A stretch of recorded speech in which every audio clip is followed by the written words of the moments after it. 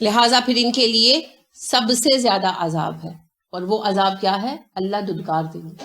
یہ دھدکارنا ہے نا، نہ نظر ڈالیں گے، نہ پاک کریں گے، نہ کلام کریں گے. اللہ رب کریم ہمیں اس سے بچائے.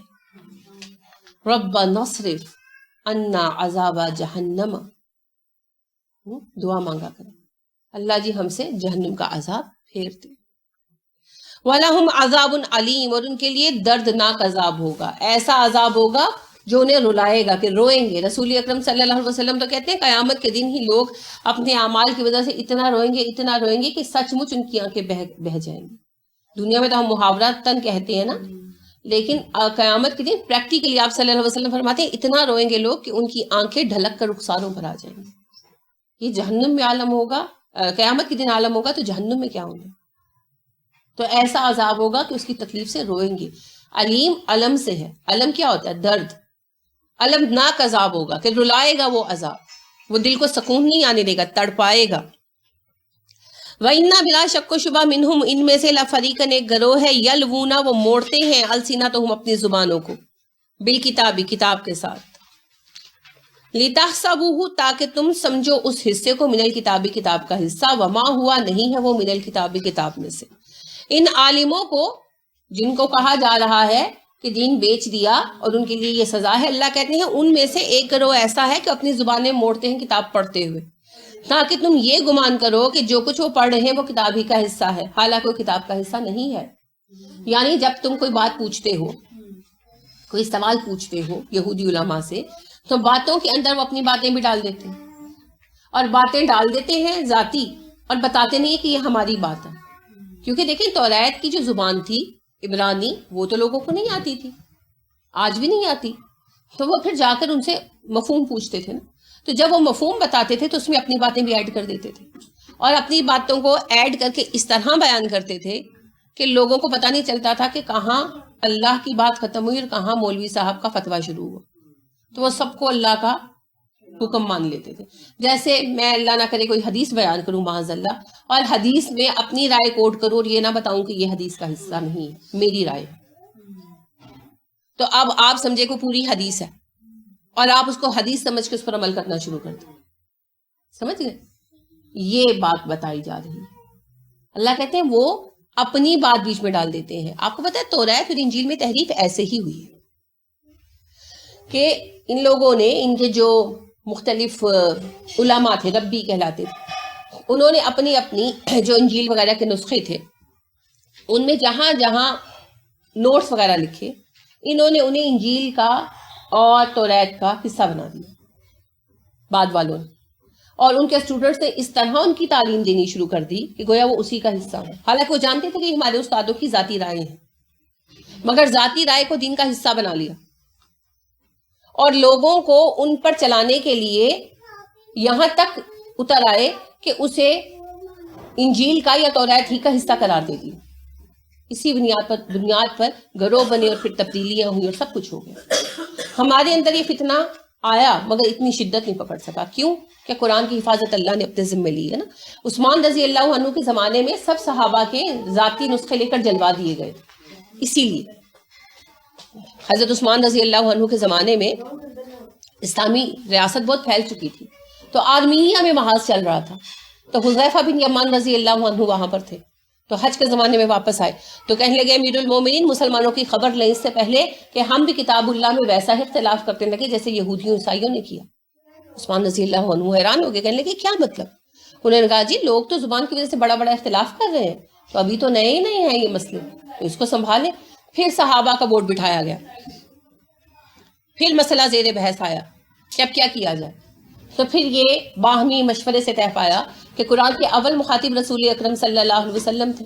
رسول اکرم صلی اللہ علیہ وسلم قریش تھے، تو جو آپ کی زبان تھی عربی ایکسنٹ وائز، اسی ایکسنٹ پر، اسی لب و لہجے پر سارے لوگوں کو اکٹھا کیا جائے اور پابند کیا جائے کہ قرآن اسی زبان میں، اسی لب و لہجے میں پڑھا جائے گا.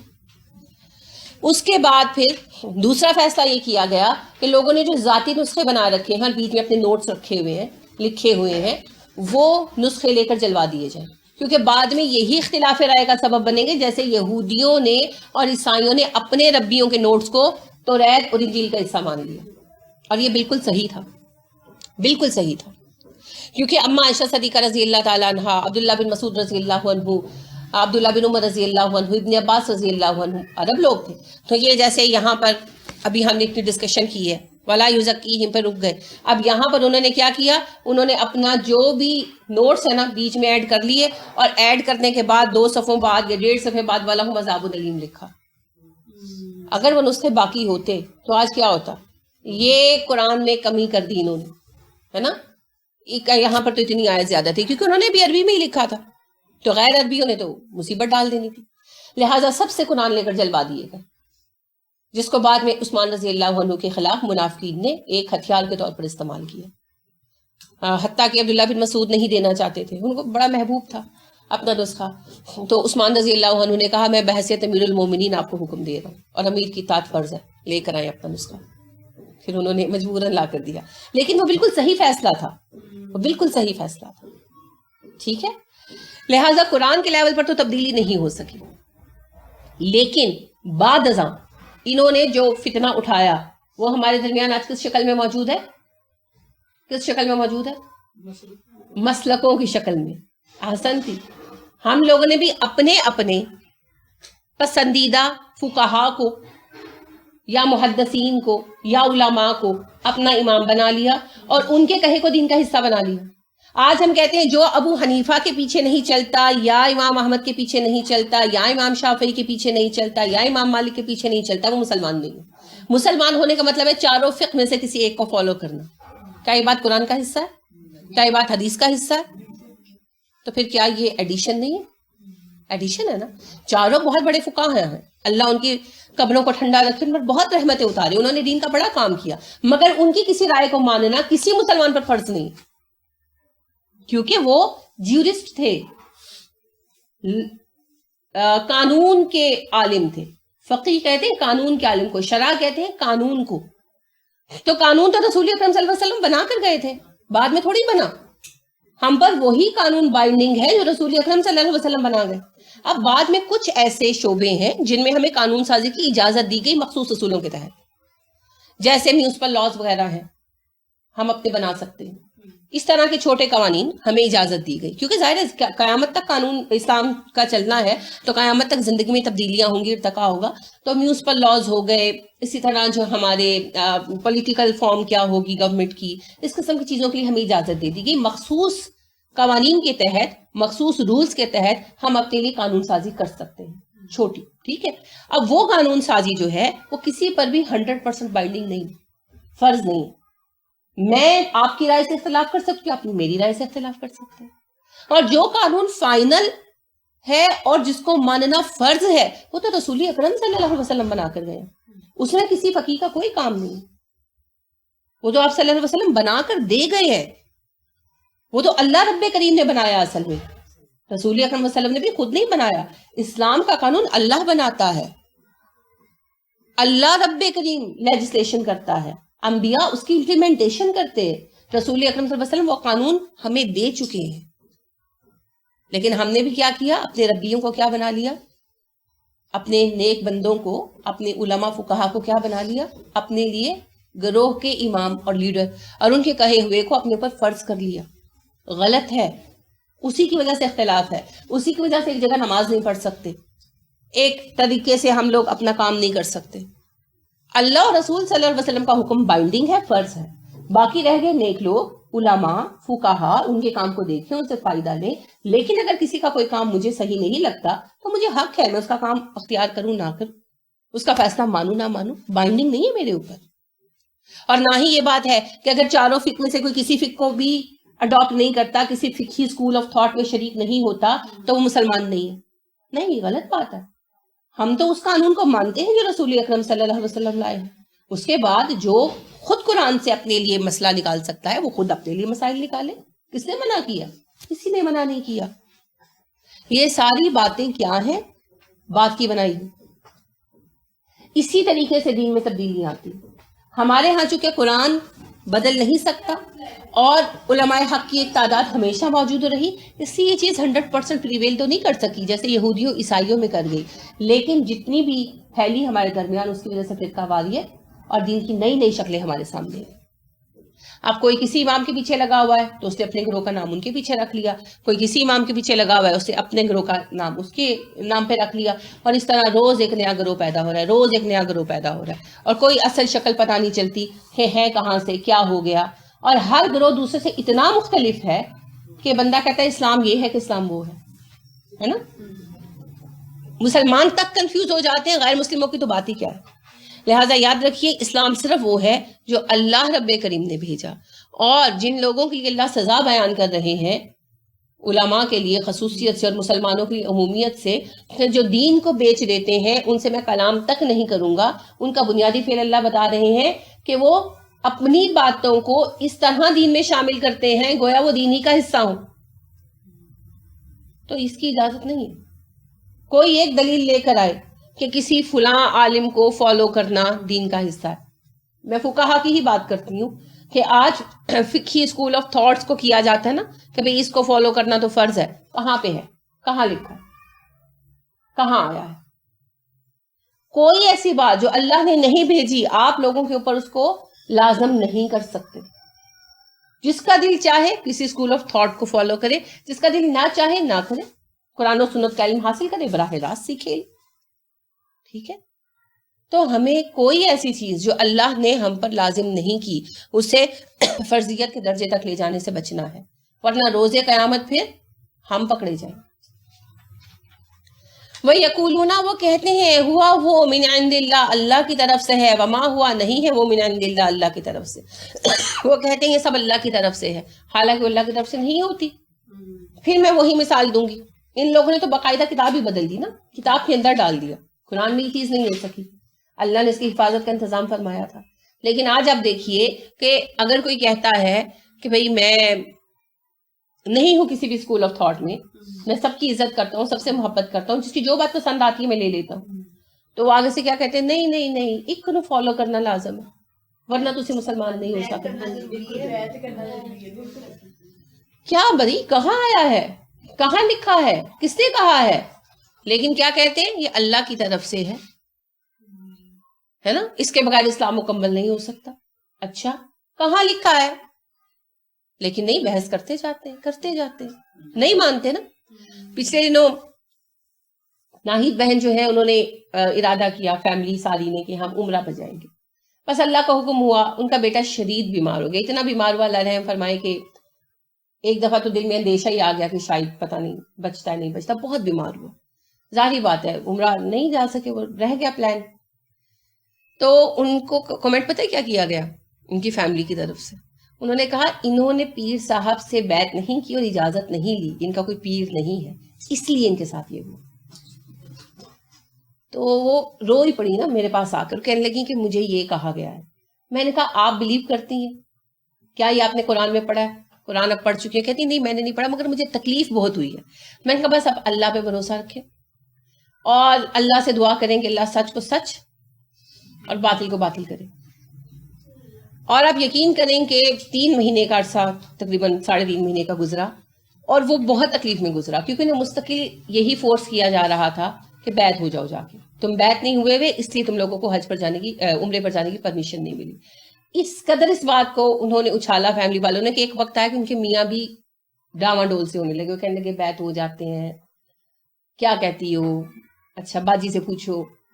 وہ بہت یعنی کروشل ٹائم ہو گیا ان کے لیے نا, بہت پریشان تھے. تو اللہ کا کرنا ایسا ہوا بغیر کسی پلان کے, اور یعنی 1 ہفتے کے اندر ان کا عمرے پہ جانا پلان ہو گیا. ان کا کوئی پلان نہیں تھا, بلکہ وہ اس وقت جانا نہیں چاہتی تھی. ان کی بیٹی کے 9th کے پیپر تھے, ان کہتے ہیں کہ میں نے نہیں جانا, میری بچی کے اینول پیپر تھے 9th کے. بس اللہ لے گیا, گئیں اور عمرہ کر کے بھی آ گئی. میں نے کہا یہ آپ دیکھیں اللہ رب کریم نے بتایا کہ یہ میرا پلان ہوتا ہے, کسی پیر صاحب نے بیٹھ کر فائل مرتب نہیں کرنی ہوتی. اللہ اکبر, ہم لوگ اتنی بڑی باتیں کہتے ہیں اور ان کو مانتے ہیں اور لوگوں کو اس کی طرف دھکیلتے ہیں اور پھر کہتے ہیں کہ یہ باتیں دین کا حصہ ہیں. کوئی ایسی چیز پیر سے بیعت, کسی فقہی اسکول آف تھاٹ پہ شریک ہونا, یہ دین کا کوئی حصہ نہیں ہے. ہاں اگر کوئی کسی اسکول آف تھاٹ کو فالو کرنا چاہتا ہے وہ کر سکتا ہے, پابندی بھی نہیں ہے. اور اگر کوئی ایک اسکول آف تھاٹ کو فالو نہیں کرتا بلکہ ضرورت پڑتی ہے, ان کے جیسے فرض کریں اللہ نہ کرے کسی کے گھر میں طلاق کا کوئی معاملہ زیر بحث ہے, تو وہ سارے اسکول آف تھاٹ کو نکال کے پڑھتا ہے اور اس کو جس کی رائے زیادہ صحیح لگتی ہے, جس کی دلیل زیادہ صحیح لگتی ہے, اس کو فالو کر لیتا ہے. بالکل صحیح ہے, اسکول آف تھاٹ اسی لیے ہوتے ہیں. ٹھیک ہے. اور اگر وہ کہتے ہیں نہیں میں نے کسی کا بھی نہیں پڑھنا, میں خود قرآن و حدیث میں سے نکال لوں گا, وہ قرآن سے آیتیں نکالتا ہے طلاق کی اور حدیثیں اکٹھی کرتا ہے طلاق کی, پھر ساریوں کو رکھ کر سامنے اور ان میں سے حل نکالتا ہے اپنے مسئلے کا, یہ سب سے صحیح ہے, یہ سب سے صحیح ہے. ٹھیک ہے. لیکن ہم اس چیز کو مانتے ہی نہیں ہیں. یہ غلط ہے. جو چیز اللہ کی طرف سے ہے وہ اللہ کی طرف سے ہے, جو اللہ کی طرف سے نہیں ہے وہ نہیں ہے. اللہ کی طرف سے دو چیزیں ہیں, قرآن اور رسول صلی اللہ علیہ وسلم. اور ظاہر رسول اکرم صلی اللہ علیہ وسلم کا زمانہ تو ہمیں نہیں ملا, ہمیں کیا ملا؟ آپ کی سنت. اور آپ صلی اللہ علیہ وسلم نے خود ہمیں کہا میرے صحابہ کی سنت. تو دین کی بنیادی جو سورسز ہیں نا, پہلی سورس ہے اس میں قرآن, دوسری سورس ہے سنت, اور تیسری سورس ہے تعامل صحابہ, کہ صحابہ کے زمانے میں جس چیز پر عمل رہا ہو. ٹھیک ہے. پھر چوتھی چیز ہے قیاس. چوتھی چیز ہے قیاس. قیاس کیا ہے؟ ملتا جلتا مسئلہ جس کے بارے میں قرآن و سنت کا حکم موجود ہو, اس سے ملتا جلتا کوئی نیا مسئلہ پیش آئے تو اس کو ایکسیپٹ کر لینا. یعنی جیسے کہ آپ یہ فرض کریں کہ رسول اکرم صلی اللہ علیہ وسلم نے فرمایا شراب حرام ہے, اور حرمت کا سبب کیا بتایا؟ نشہ کرتی ہے. اب ہیروئن آ گئی اور اس طرح کی چیزیں آ گئی. اب یہ رسول اکرم صلی اللہ علیہ وسلم کے زمانے میں نہیں تھی نا, تو ہم قیاس کریں گے کہ نشے کی وجہ سے شراب حرام تھی نا, تو جو چیز نشہ کرے گی وہ حرام ہے, چاہے وہ پاؤڈر فارم میں ہو, چاہے وہ ٹیبلٹ فارم میں ہو, چاہے وہ کوئی سونگنے کی چیز ہو. تو پھر ہم کہتے ہیں اچھا یہ ساری چیزیں حرام ہیں. یہ قیاس ہے. اور پانچویں چیز ہے اجماع, اکٹھے ہو جانا. وہ کیا ہے؟ علماء کا کسی فیصلے پر متفق کو رائے ہو جانا. ٹھیک ہے. جیسے پیسہ بنا, نوٹ. نوٹ کیا ہوتا ہے؟ نوٹی, نوٹ, لکھی ہوئی چیز. تو جو آپ کا نوٹ ہے نا, ایکچولی یہ رسید ہے, اٹس اے ریسیٹ. آپ نے دیکھا ہوگا کہ اس کے اوپر لکھا ہوتا ہے کہ پاکستان کا بینک اس بات کی ضمانت دیتا ہے کہ اس نوٹ کے حامل حاضہ کے پاس اتنے پیسے پیچھے موجود ہے. اصل میں دنیا میں ویلیو کاغذ کی نہیں ہے, ویلیو ہے دھاتوں کی. تو اسٹیٹ بینک کے پاس جتنا سونا ہے اتنی قیمت کے نوٹ چلا دیے جاتے ہیں. وہ نوٹ کیا ہوتی ہے؟ رسیدیں, کہ اسٹیٹ بینک کے پاس اتنا سونا پڑا ہوا ہے, وہ سونا چونکہ پاکستان کی عوام کا ہے, تو پاکستان کی عوام کو اتنی مالیت کی رسیدیں استعمال کرنے کا حق ہے. اب یہ ایک نئی چیز تھی نا, تو پھر علماء نے ڈسکشن کی کیا اسلام میں جائز ہے کہ نہیں. پھر یہ یعنی طے کیا گیا کہ بالکل جیسے رہن جائز ہے اسی طرح یہ نوٹس بھی جائز ہے. ٹھیک ہے. یہ ہے اجماع. یہ 5 ذرائع ہیں. ٹھیک ہو گیا جی. قرآن پہلی چیز, دوسری سنت, تیسری بتائیں تعامل صحابہ, صحابہ کا جس پر عمل رہا ہو, یا صحابہ کے زمانے میں جس پر عمل ہوتا ہوا رہا ہو اور انہوں نے منع نہیں کیا. باقاعدہ تیسرا سورس ہے. اور چوتھا قیاس. پانچواں اجماع. اجتماع نہیں, اجماع. اجماع. ٹھیک ہے. یہ 5 ذرائع ہیں.